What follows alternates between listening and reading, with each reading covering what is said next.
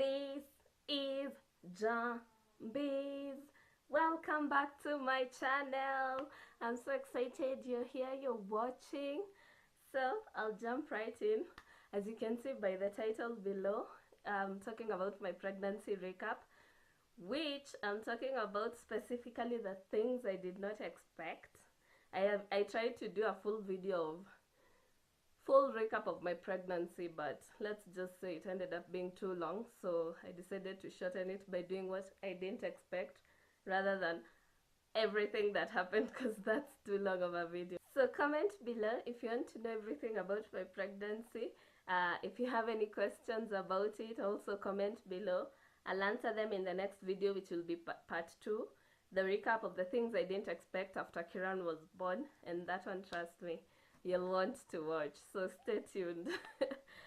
So I'll just dive in. I chose 3 major things that I didn't expect to just feature in this, because again, I don't want to make the video too long.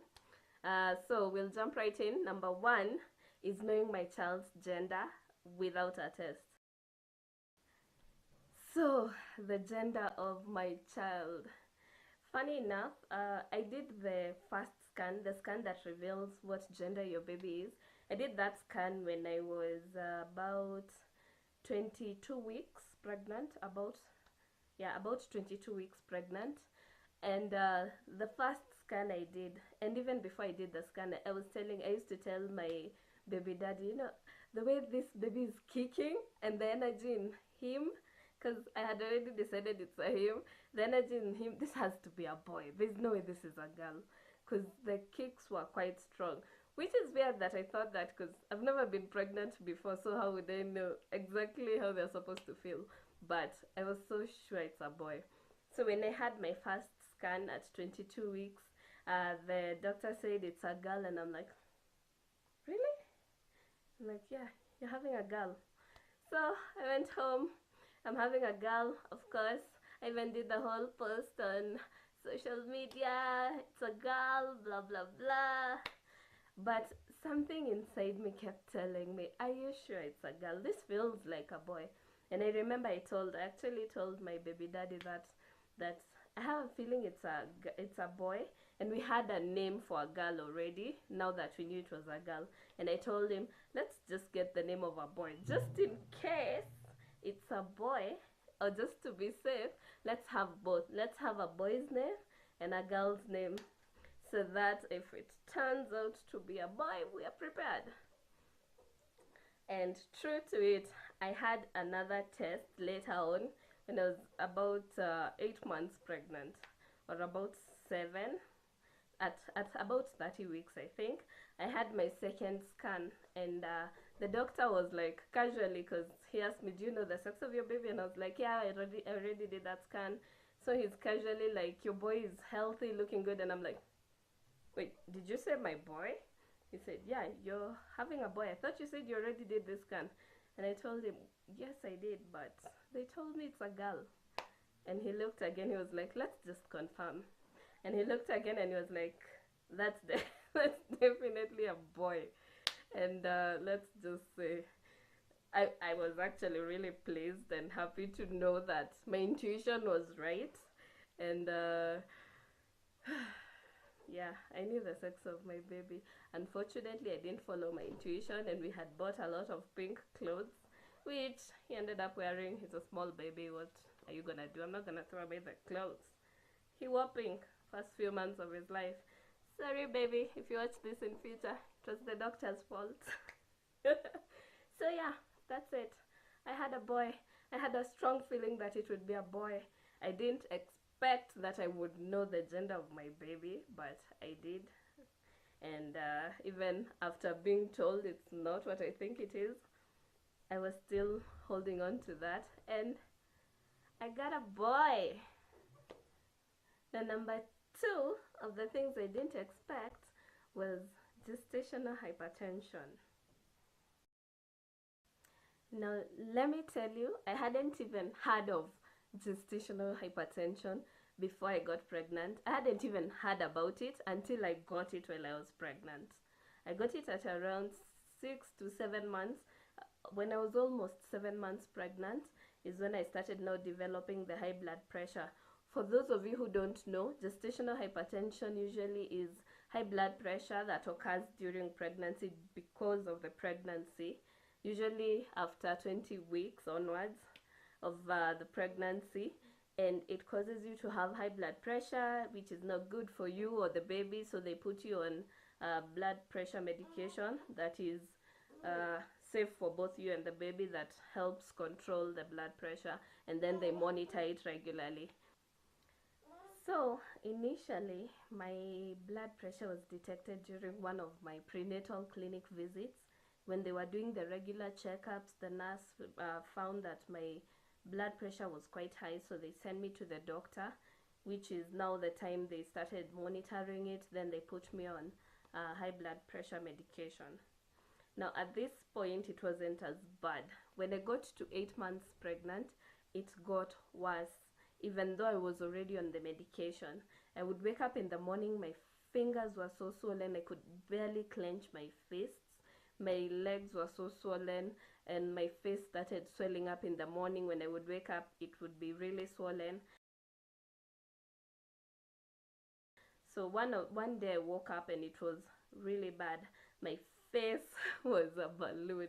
My fingers were swollen, my legs, so I decided to go to the clinic, and I'm actually glad I did, because when I went, my blood pressure was off the charts, and the doctor had to admit me, actually had to admit me at that time, just to monitor it, because they said it was very dangerous. The level it had gotten was dangerous for both me and the baby, because it could easily cause the placenta to rupture, which now becomes fatal.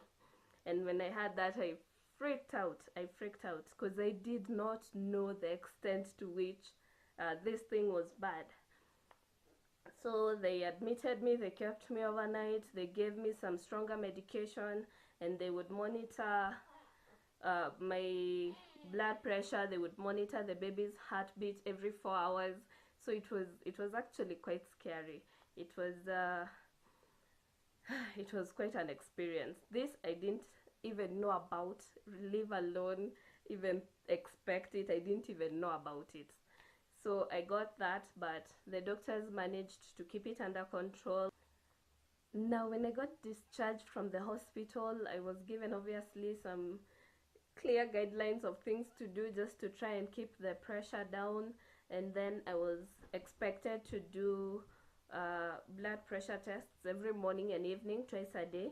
And I was given a certain level that it should not pass. If it did, I had to go back to the hospital. So I'd do the blood pressure in the morning, and in the evening I'd do the tests. And then I was expected to monitor the baby's movement, kicks, to make sure everything was good. Make sure the baby was still active. So I had a kick chart to just see how many times in the day he kicked. Now, the doctors had advised me, obviously, at this point, that I wouldn't carry the pregnancy beyond 38 weeks. This is because at 38 weeks, they consider the baby to have fully matured, fully developed. Your pregnancy has come to full term, and the baby can now survive outside the womb. So they told me they won't let the pregnancy go beyond this point, because they didn't want me to carry the baby longer than I needed to when I had this condition, which was fatal for both of us. So at 38 weeks, they induced me. I had a normal delivery. I had a healthy baby. I had a healthy baby. You should watch part 2 and just see what that was all about. I had a very healthy baby, and obviously after some time the blood pressure went down. We were both healthy and good. So my advice for you for this is always keep your prenatal clinic visits. Don't miss them, because they really helped. This is how my blood pressure was detected. Now, number 3 of what I did not expect was sleep troubles. Yes, sleep troubles. The thing about this is, I hear pregnant women sleep a lot. I don't know. That's what I had. So I figured they must sleep really good, right? You wouldn't sleep a lot if the sleep wasn't good. But shocking to me, later in my pregnancy, much later into my pregnancy, beyond now 8 months, I had trouble sleeping. At this point, the baby is very big, the pregnancy is big, the belly is big, so even the sleeping position, first of all, was a problem, because let's just say it was very uncomfortable. But I went online and I found some hacks that really worked for me. I would put a pillow just below my pregnancy, my stomach. When I was sleeping on the side, just put a pillow below my stomach, and then I'd put another pillow between my legs. It helped me get comfortable. Obviously, they have the pregnancy pillows for this. Helped me sleep well. Then also I had the whole bladder being squeezed thing. I would wake up in the night to pee, so obviously my sleep was also interrupted. And much later into my pregnancy, I would get hunger pangs in the middle of the night. I'm so hungry. It was now when I was close to now delivery. I would get that. So again, my sleep would be interrupted, but I managed that at least as best as I could. But at least the one thing that really disturbed me with the sleep was now the comfort when the stomach was really big, but the pillows really helped. If you can, get a pregnancy pillow. If you can't, you can use the normal pillows as long as it's not too thick, below your belly when you're sleeping on your side, and between your legs. You'll get comfy. And again, also further into the pregnancy, the baby kicks are so much stronger, and they wake you up sometimes in the middle of the night. So let's say later into the pregnancy, sleep was a problem, and I didn't expect this actually, but it wasn't a big problem. It's not like number two, but I sort of managed it best as I could.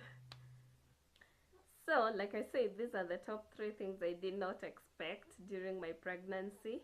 Like I said, there are more things, and obviously, in the interest of keeping this video short, I couldn't go into all of them.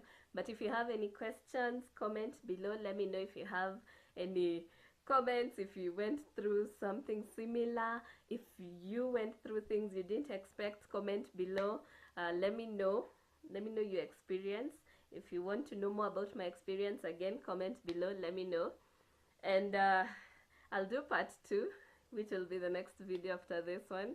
I'll be sharing things I didn't expect after Kiran was born. And let me tell you, those ones you will want to see, because let's just say these things just don't happen. they don't. So if you enjoyed this video, give it a thumbs up. Click on it, give it a thumbs up. If you enjoyed this video, give it a thumbs up. If you have questions about my pregnancy recap, about this video, about my experience, comment below. If you want to share your experience, comment below. The things you expected, the things you didn't expect, comment below. If you want the full story of my pregnancy, again, comment below. And remember to subscribe. Subscribe so that you get notifications when I put out new videos. The next video will be quite interesting, so subscribe. Hit the bell button to get notifications when I put out a new video. Subscribe. Hit the red button.